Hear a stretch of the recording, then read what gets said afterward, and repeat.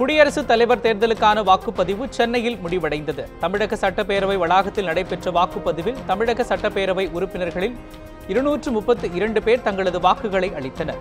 மத்திய இணையமைச்சர் பொன் ராதாகிருஷ்ணன், கேரளாவைச் சேர்ந்த சட்டமன்ற உறுப்பினர் அப்துல்லா ஆகியோரும் சென்னையில் தங்கள் வாக்குகளை பதிவு செய்தனர். திமுக தலைவர் கருணாநிதி இந்த தேர்தலில் தனது வாக்கினை பதிவு செய்யவில்லை. உடல்நலக்குறைவு காரணமாக அவரால் வாக்களிக்க இயலாது என திமுக செயல் தலைவர் மு.க. ஸ்டாலின் தெரிவித்திருந்தார். காலை 10 மணிக்கு தொடங்கி மாலை 5 மணி வரை வாக்குப்பதிவு நடைபெறும் என தேர்தல் ஆணையம் ஏற்கனவே அறிவித்திருந்தது. இருந்தபோதிலும் சென்னையில் வாக்களிக்க இருந்த முதலமைச்சர் எடப்பாடி பழனிசாமி, சட்டமன்ற எதிர்க்கட்சித் தலைவர் மு.க. ஸ்டாலின் உட்பட அனைவரும் வாக்களித்து விட்டதால் வாக்குப்பதிவு நிறைவடைந்ததாக அதிகாரிகள் அறிவித்துள்ளனர். இந்திய குடியரசுத் தலைவர் தேர்தலில் முதல் வாக்கு அளிச்சிருக்கிறேன். யாருக்கு அளிக்கணும்னு தெரிவிக்கக்கூடாது, இது ரகசிய ஓட்டு. ஆகவே இந்திய குடியரசுத் தலைவர் தேர்தலில் வாக்களிச்சுட்டு வந்திருக்கிறேன். இதுதான் நான் சொல்கிறேன், இது யாருக்குன்னு சொல்லக்கூடாது, இது ரகசிய வாக்கு. ஆகவே இது தேர்தல் எல்லா வாக்குப்பதிவு முடிஞ்ச பிறகு தேர்தல் வெற்றியெல்லாம் எடுத்துகிட்டு போய் எங்கள் டெல்லியில் வச்சு எண்ணி தான் அறிவிப்பாங்க. ஆகவே அது வரைக்கும் யார் வெற்றி வாய்ப்பு என்பது தேர்தலுக்கு முன்பு தான் வாக்கு அளித்து பிறகு ஓட்டெண்ணி முடிவு தான் தெரியும். ஜனாதிபதி தேர்தலின் வாக்குப்பதிவு சரியாக 10 மணிக்கு துவங்கியிருக்கின்றது. முதலாவது வாக்காக சென்னையில் தமிழகத்தினுடைய முதல்வர் அவர்கள் வாக்களித்திருக்கின்றார்கள். சபாநாயகர் அவர்கள் வாக்களித்திருக்கின்றார்கள். அதேபோல எதிர்க்கட்சி தலைவர் தளபதி அவர்களும் வாக்களித்திருக்கின்றார்கள். மற்றவர்களும் கேரளத்திலிருந்து வந்திருக்கின்ற ஒரு சட்டமன்ற உறுப்பினர் அவரும் தன்னுடைய வாக்கு அளித்திருக்கின்றார். வாக்குப்பதிவுக்கு எதிர்பாராத அளவுக்கு சாதாரண மக்கள் வாக்களிப்பதை விட வேகமான முறையில் சட்டமன்ற உறுப்பினர்களும் மற்றவர்களும் ஆர்வம் காட்டியிருப்பது மிகவும் வரவேற்கத்தக்க ஒன்றாக இருக்கிறது. இந்த வேகத்தில் சென்றது என்று சொன்னால் 3 மணிக்கு உள்ளாக வாக்குப்பதிவு நிறைவுறும் என்று நான் கருதுகிறேன்.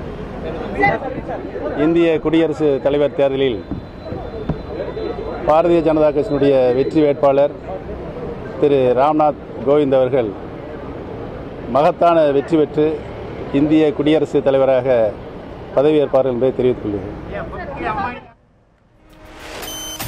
புதுச்சேரியில் புதுச்சேரி சட்டமன்ற வளாகத்தில் இருக்கும் கமிட்டி ஹாலில் அமைக்கப்பட்டுள்ள வாக்குச்சாவடியில் காலை 10 மணிக்கு வாக்குப்பதிவு தொடங்கியது. அதனைத் தொடர்ந்து முதலமைச்சர் நாராயணசுவாமி வாக்களித்தார்.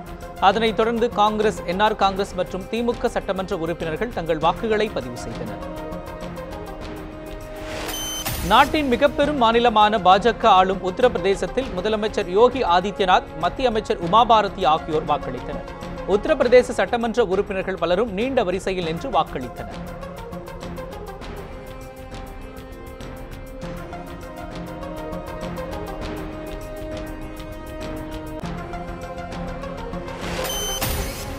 நடிகர் கமல் நாளாந்திர பேச்சாளர் போல் பேசி வருவதாக கூட்டுறவுத்துறை அமைச்சர் செல்லூர் ராஜு விமர்சித்துள்ளார். சென்னை தேனாம்பேட்டையில் அமைந்துள்ள பண்ணை பசுமை நுகர்வோர் கடையில் அமைச்சர் செல்லூர் ராஜு ஆய்வு மேற்கொண்டார். அப்போது செய்தியாளர்களிடம் பேசிய அவர், நடிகர் கமல் மார்க்கெட் இழந்ததால் தான் தற்போது தொலைக்காட்சிக்கு வந்துள்ளார் என குறிப்பிட்டார்.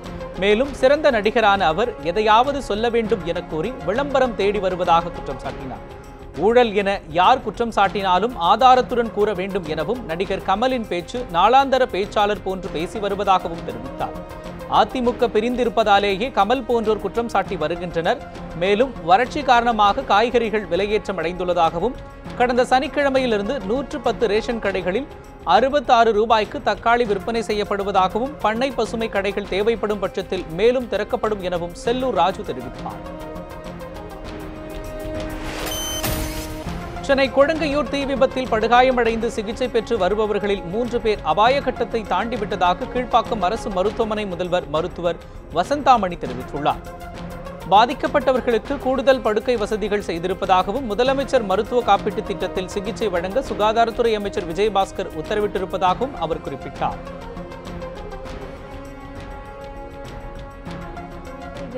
அரசு கீழ்ப்பாக்கம் மருத்துவக் கல்லூரியில் கொடுங்கையூர் தீ விபத்தில் அனுமதிக்கப்பட்ட உள்நோயாளிகள் 20 பேர் இருக்காங்க. அந்த 20 பேர்ல 14 பேருக்கு 41% மேல பர்ன்ஸ் இருக்கு. பட் எல்லாரோட நிலைமையுமே வந்து நல்ல முன்னேற்றம் இருக்கு. இன்னைக்கு பொறுத்த வரைக்கும் வந்து 2-3 பேருக்கு நல்ல முன்னேற்றம் இருக்கு.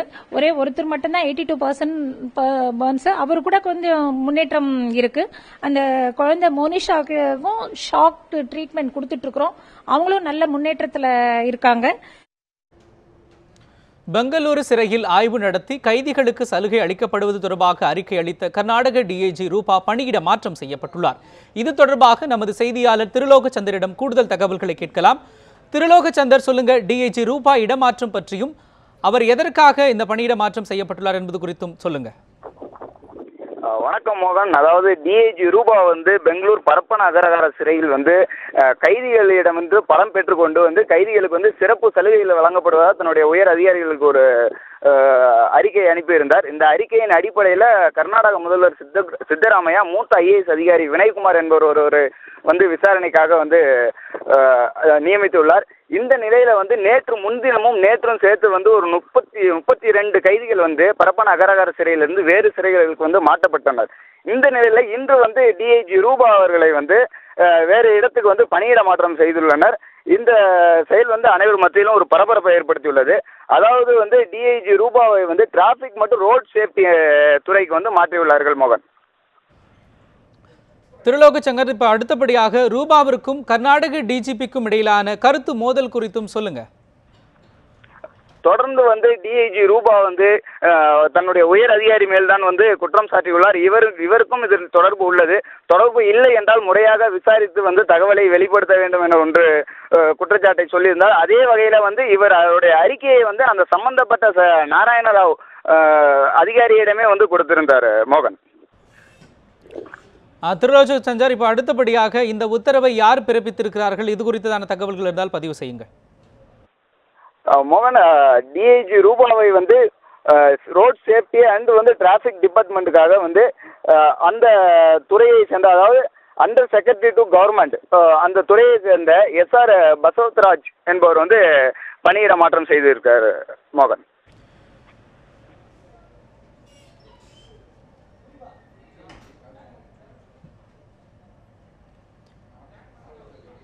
நன்றி திருலோகச்சந்தர், உங்களுடைய கூடுதல் தகவல்களுக்கு நன்றி.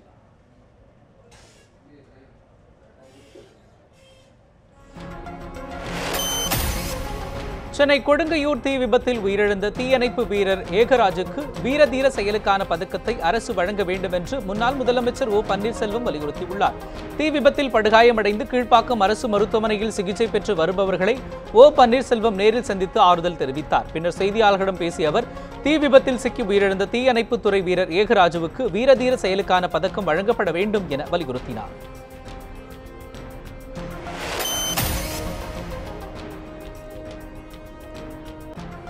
முன்னதாக மருத்துவமனையில் சிகிச்சை பெற்று வருபவர்களை பாஜக மாநில தலைவர் தமிழிசை சவுந்தரராஜன் நேரில் சந்தித்து ஆறுதல் தெரிவித்தார். பின்னர் செய்தியாளர்களிடம் பேசிய அவர், உயிரிழந்தவர்களின் குடும்பத்தினருக்கு தலா 20 லட்சம் ரூபாய் இழப்பீடு வழங்க வேண்டும் என தமிழக அரசை அவர் வலியுறுத்தினார். இங்கே மருத்துவமனை நிர்வாகத்தை நான் பாராட்டுகிறேன்.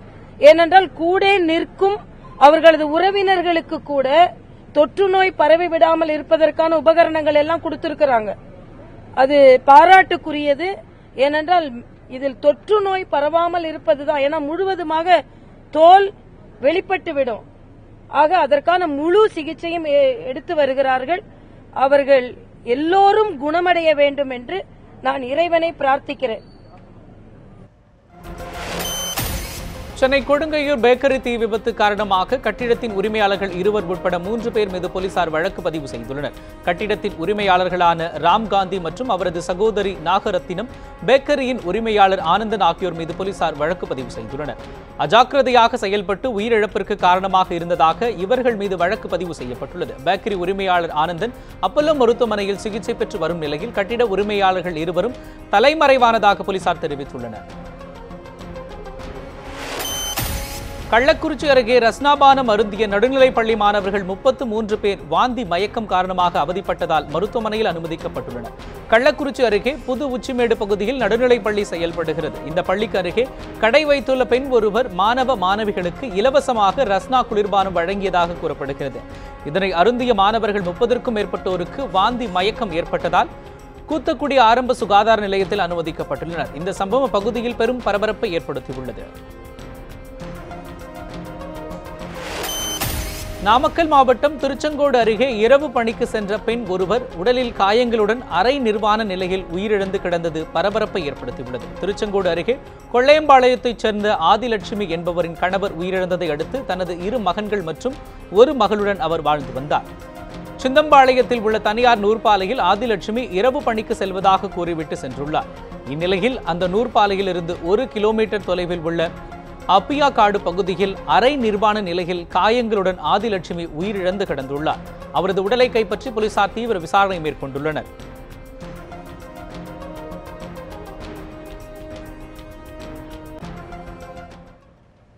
டெல்லியில் 2வது நாளாக ஐயாக்கண்ணு தலைமையில் விவசாயிகள் போராட்டம் நடத்தி வருகின்றனர். மழையிலும் விவசாயிகள் தொடர்ந்து நடத்தி வரும் போராட்டம் குறித்து நமது டெல்லி செய்தியாளர் மதியழகன் அளித்த கூடுதல் தகவல்களை இப்போது பார்க்கலாம்.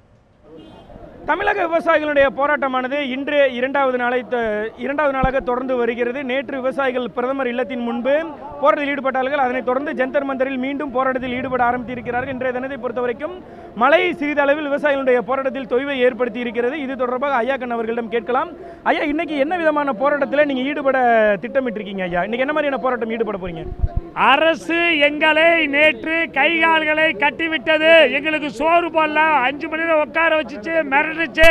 அதுக்காக கை காலெல்லாம் சங்கிலியால் கட்டு பூட்டு போட்டு பூட்டிக்கிட்டு எங்களை கொடுமைப்படுத்தாதீர்கள், எங்களை மிரட்டாதீர்கள். ஜனநாயக நாட்டில் பேசுவதற்கு, எழுதுவதற்கு, மனு கொடுப்பதற்கு உரிமை இருக்கிறது. அந்த மனுவை தடுத்து விட்டு கையை கட்டிக்கிட்டு இன்னைக்கு இரும்பு செயலை கட்டிக்கிட்டு இங்கே உட்கார்ந்துருக்கோம். மழை உங்களுடைய போராட்டத்தை இடையூறு பண்ணுதா? இடையூறு மழை பண்ணாலும் மழையிலே நனைந்து கொண்டு நாங்கள் போராட்டம் நடத்துவோம். மழையிலே நிற்போம், செத்தாலும் சாவோம், போக மாட்டோம் நடத்த விட்டு. அதாவது ஐயாக்கண்ணு அவர்கள் கொட்டும் மழையிலும் எங்களுடைய போராட்டமானது தொடரும் என அறிவித்திருக்கிறார். நியூஸ் 7 தமிழ் செய்திகளுக்காக ஜந்தர் மந்தரில் இருந்து ஒளிப்பதிவாளர் நதிமுடன் மதியழகன். தேனி மாவட்டம் லட்சுமிபுரத்தில் உள்ள தனக்கு சொந்தமான கிணற்றை பொதுமக்களின் பயன்பாட்டிற்காக இலவசமாக அளிக்க தயார் என முன்னாள் முதலமைச்சர் ஓ பன்னீர்செல்வம் தெரிவித்துள்ளார். சென்னை சட்டப்பேரவை வளாகத்தில் குடியரசுத் தலைவர் தேர்தல் வாக்குப்பதிவினை செலுத்திய அவர் பின்னர் செய்தியாளர்களிடம் பேசும்போது இதனை தெரிவித்தார். லட்சுமிபுரத்தில் தனக்கு சொந்தமான நிலத்தில் ஓ பன்னீர்செல்வம் அமைத்த ராட்சத கிணறு காரணமாக அப்பகுதி பொது கிணற்றில் தண்ணீர் வற்றியதாக கூறப்படுகிறது. இதனால் அந்த கிணறுக்கு எதிராக அப்பகுதி மக்கள் போராட்டத்தில் ஈடுபட்டு வந்தனர். இந்நிலையில் அந்த கிணற்றை பொதுமக்களின் பயன்பாட்டிற்கு இலவசமாக அளிக்க தயார் என ஓ பன்னீர்செல்வம் தெரிவித்துள்ளார்.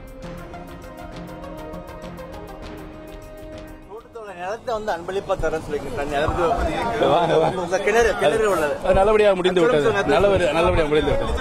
வாங்க வாங்க, பயங்கர ஸ்ட்ராங்கா இருக்கீங்க. வாங்க, அன்பளிப்பா தரீங்களா? ஆமா ஆமா, வாங்க. செய்தியாளர்களின் மற்றொரு கேள்விக்கு பதிலளித்த ஓ பன்னீர்செல்வம் தமிழகத்தில் ஆளும் கட்சியின் செயல்பாடு மெத்தனமாக உள்ளதாக விமர்சித்தார். தமிழக அரசுக்கு எதிராக நடிகர் கமலஹாசன் கருத்து தெரிவித்தது குறித்த கேள்விக்கு பதில் அளித்த அவர் ஜனநாயகத்தில் கருத்து சொல்லும் உரிமை அனைவருக்கும் உள்ளதாக கூறினார்.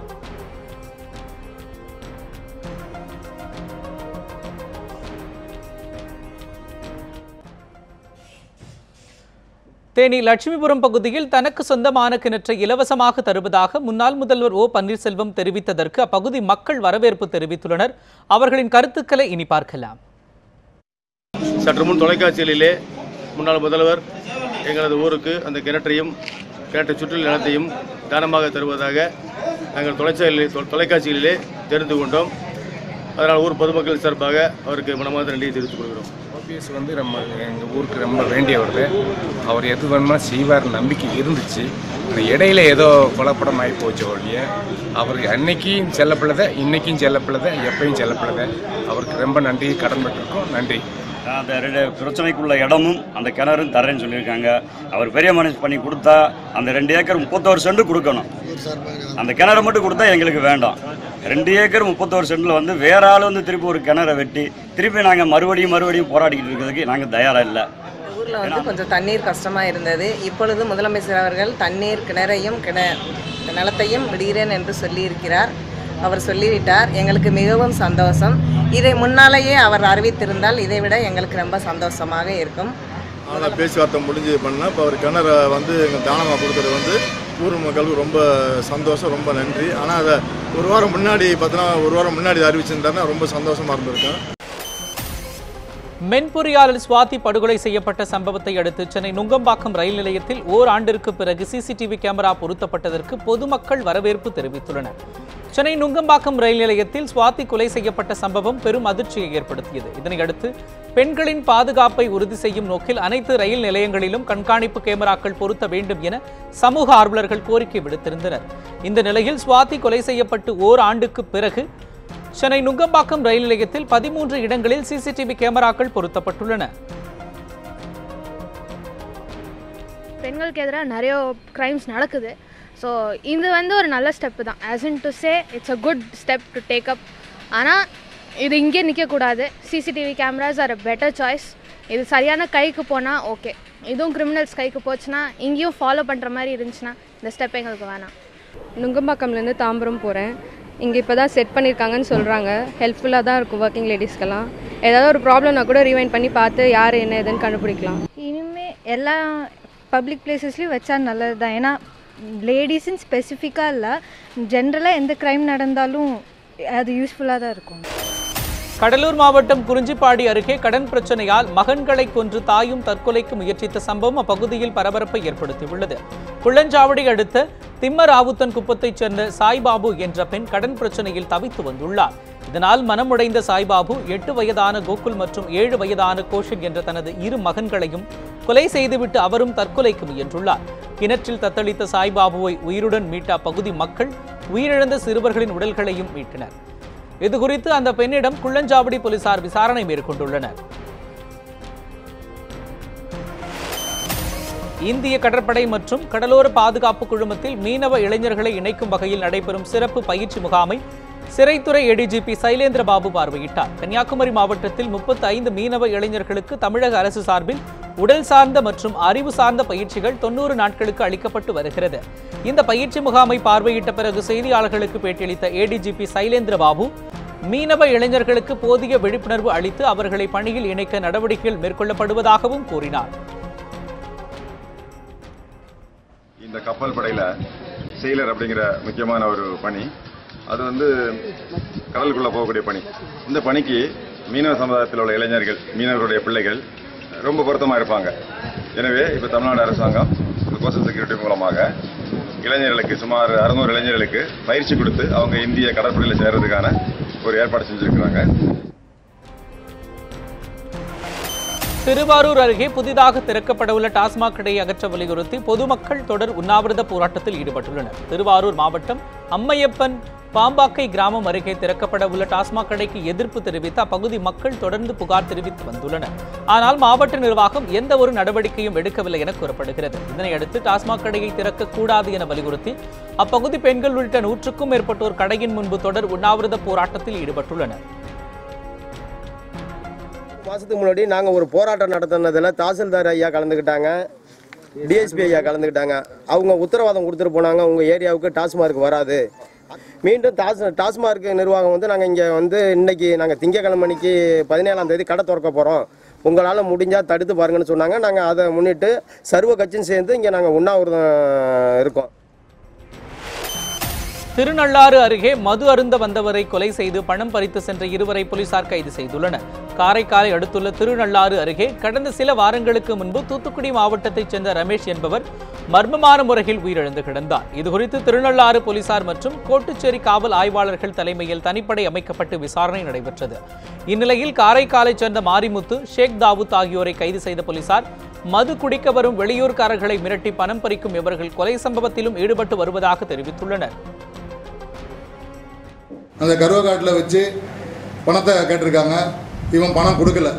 அதனால் அவங்க ரெண்டு பேரும் சேர்ந்து இவனை அங்கே கடந்த சிமெண்ட்டு கல் இருக்குல்ல, காங்கிரீட்டு கல்லில் இவன் தலையில் அடித்து அவன் வச்சுருந்த 5400 ரூபா பணத்தை பிடிங்கிக்கிட்டு அவனை அங்கேயே போட்டுட்டு.